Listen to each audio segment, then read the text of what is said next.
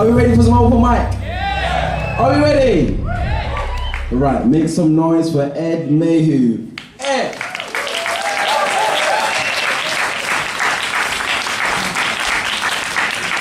Hello. So if you've never been to Edinburgh, who's been to Edinburgh? Yeah! Great, but if you've never been to Edinburgh, this poem won't mean as much to you, but it's about breathing and living and memory.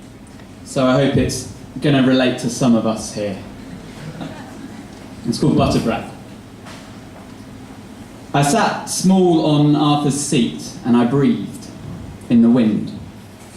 Breathed into the morning chill that entreated stray hairs to a highland fling and plastered the remains with pinpricks of stinging drizzle. Red hands, clinging, clutching, clasping. I breathed the vapour of this childish caper to reach the top and overlook the city at sunrise, to observe the halo haze over Haymarket and dawn rays reaching Morningside. I breathed in the wind. As aurora rewound quotidian dusk, the blue ghosts of sunken memories rose sullen, old faces in the clouds of mist that formed as I breathed into the wind. I breathed into the wind, and the ravens of thought and memory whirled in an aureole, flapping bright dark rings around me. My lungs rattled, formed a bass cough deep in my chest. I breathed in the wind. I breathed in the wind. And what came out was...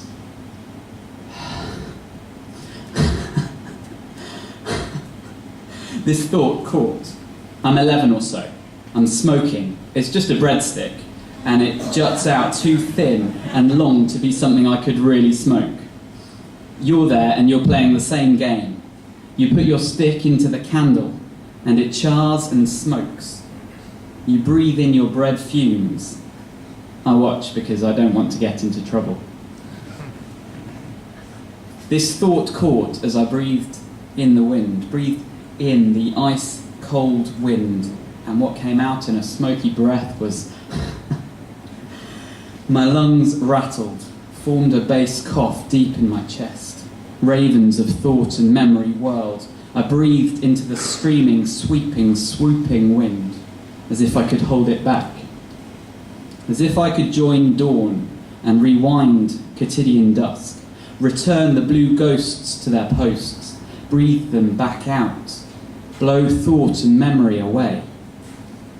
I sighed over Haymarket and Morningside, down over the town, followed my roving eyes far as my two red hands clutched together in front of me, asking for something to hold, desperate for something to last from my numbered days. The numbered hairs that dance off my scalp manifest the only final rest to the question of everlasting death and devastation. Inspiration. Outspiration. Inspiration. Expiration. Inspiration. Respiration. Inspiration.